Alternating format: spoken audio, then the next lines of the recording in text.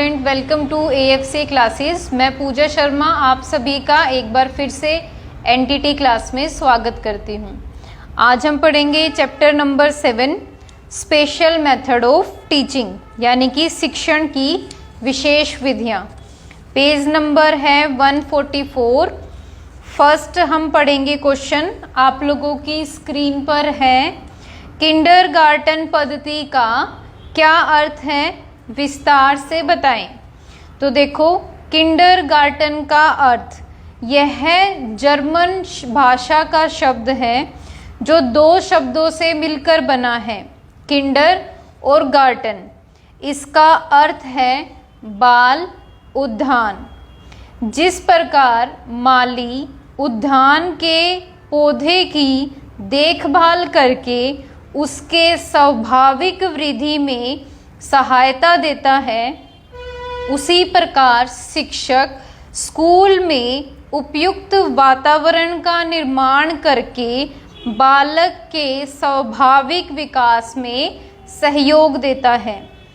Kindergarten की विशेषताएं क्या क्या हैं? किंडरगार्टन एक लघु समाज एवं बालकों का समूह है जिसका वातावरण खेल, समाज और स्वतंत्रता से भरा पड़ा है। यह खेल सहयोग एवं आत्म अभिव्यक्ति के अन्य साधनों द्वारा बालक को अपनी रचनात्मक शक्तियों का प्रयोग करने, व्यक्तिगत रूप से निर्माण करने, सत्य, न्याय आदि गुणों को सीखने और सामाजिक जीवन के कुछ मूल्यों और विधियों का अवसर प्रदान करता है। अब यहाँ पे आप एक नाम पढ़ोगे, फ्रोबेल। इसके बारे में मैं बता देती हूँ कि फ्रोबेल को शिक्षा में एक महान देन प्राप्त हुई है। फ्रोबेल संसार के महान शिक्षा शास्त्री कहे जाते हैं। आप इनका जीवन परिचय और इनका दुखद अंत पढ़ सकते हो ताकि आपको पता चले कि कहाँ से इन्होंने क्या शिक्षा को देन प्रदान की है। इसके बाद हमें इनकी कुछ मुख्य रचनाएं पढ़नी हैं। शिक्षा के बारे में इनके क्या विचार थे, आप यहाँ से रीड आउट कर सकते हो। मेन हम इसमें पढ़ेंगे किंडरगार्टन के मुख्य तत्व। अब देखो, सबसे पहले आता है शिशु व्यवहार का अर्थ। फ्रोबेल ने बचपन के महत्व को महसूस किया और 1837 में हेलेकनब्रन नामक स्थान पर 4 से 6 वर्ष तक के बच्चों के लिए प्रमुख शिशु व्यवहार शिक्षा केंद्र खोला। जर्मन में इसका नाम किंडरगार्टन है, जिसका अर्थ है शिशुओं का बाग। उसने स्कूल को बाग की, अध्यापक को माली की और बच्चों को पौधे की संज्ञा दी। एक माली की तरह अध्यापक का कार्य है नन्हे पौधों की देखभाल करना और उन्हें सुंदर एवं पूर्ण बनाने के लिए जल से सींचना। जिस प्रकार पौधे का विकास उसके भीतर बीज के अनुसार होता है, उसी प्रकार बच्चे का विकास भी भीतर से ही होता है।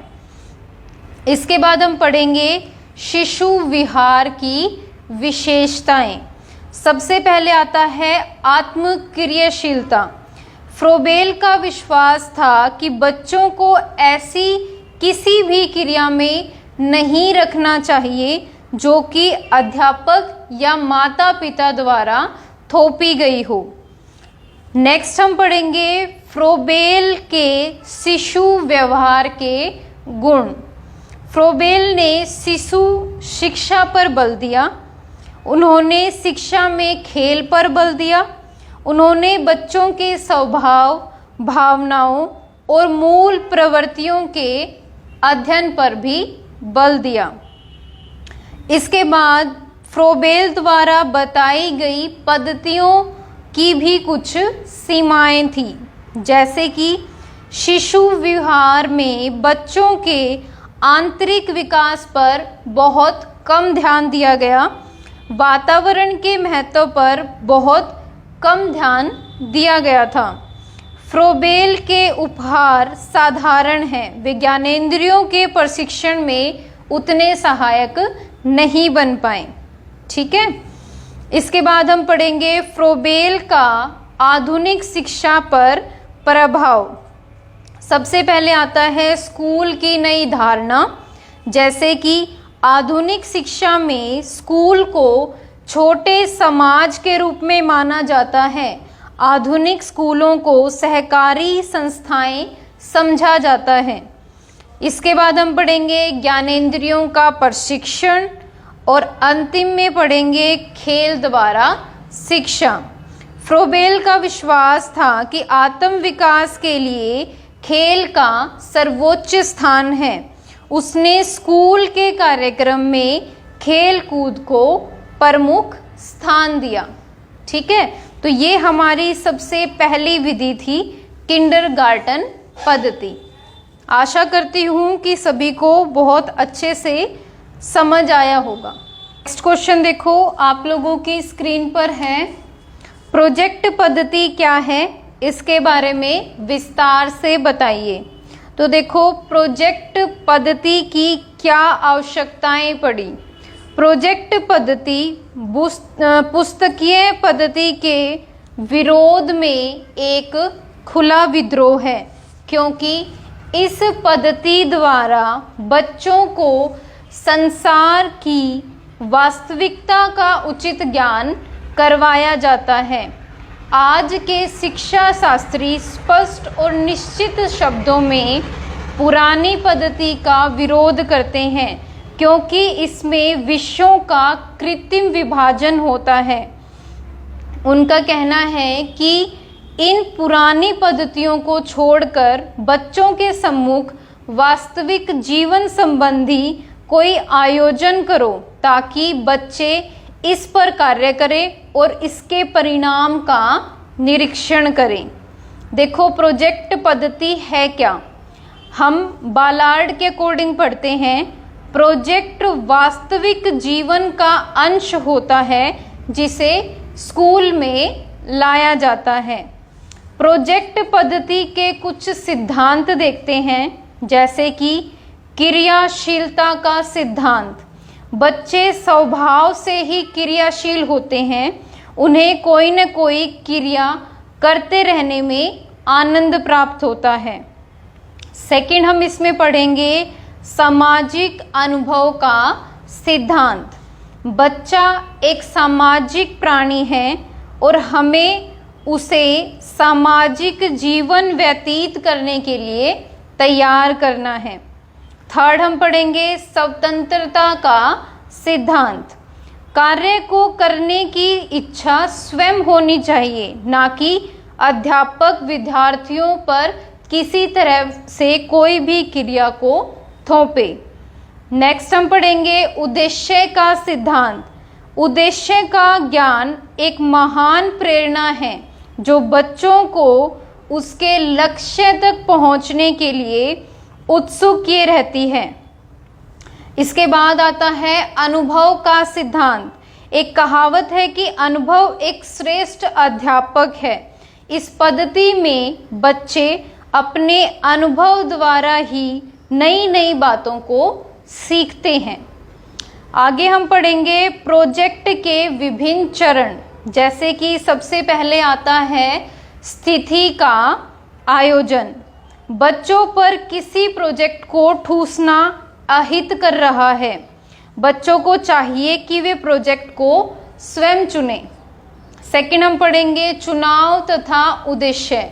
अब वो जिस भी प्रोजेक्ट का चुनाव करेंगे उसका उद्देश्य क्या है, यह एक महत्वपूर्ण केंद्र बिंदु है। इसके बाद हम पढ़ेंगे योजना, कि अब उसने जिस भी प्रोजेक्ट का चुनाव किया, जिस भी उद्देश्य से, उसके लिए क्या कुछ योजनाएं बनाई जानी चाहिए। इसके बाद हम पढ़ेंगे अभिलेखन। प्रोजेक्ट के संबंध रखने वाली सभी क्रियाओं का पूरा रिकॉर्ड रखा जाना चाहिए। इसके बाद आता है अच्छे प्रोजेक्ट की विशेषताएं। इसमें आएगा समानुकूल होना, रुचिकर होना, अनुभव प्रदान करना, सहयोग का होना या चुनौतियों को स्वीकारना। अब प्रोजेक्ट पद्धति के गुण क्या क्या हो सकते हैं, जैसे कि अनुशासन की समस्या का हल कर देना चाहिए, नागरिकता के लिए प्रशिक्षण, श्रम की महत्ता, ये कुछ प्रोजेक्ट पद्धति के गुण हैं। अब जहाँ पर आपको किसी भी चीज़ के गुण मिलेंगे वहीं पर उसी चीज़ के दोष भी देखने को मिलेंगे। तो प्रोजेक्ट पद्धति में क्या क्या दोष पाए गए, जैसे कि असंबंधित शिक्षण, एक ही प्रोजेक्ट में सभी विषय का अध्ययन नहीं हो सकता। सेकंड इसमें था अप्राकृतिक समन्वय, यानी कभी कभी अध्यापक प्रोजेक्ट की सीमा को बहुत बढ़ा देते थे, तो वो भी इसका एक प्रमुख दोष पाया गया। छोटे बच्चों पर अत्यधिक निर्भरता या फिर शर्मीले बच्चों के लिए अनुपयुक्त होना, यानी जो बच्चे ज़्यादा शर्मा रहे थे वो प्रोजेक्ट में बढ़ चढ़कर भाग नहीं लेते थे, तो ये भी इसमें एक मुख्य दोष पाया गया। समझ आया सभी को?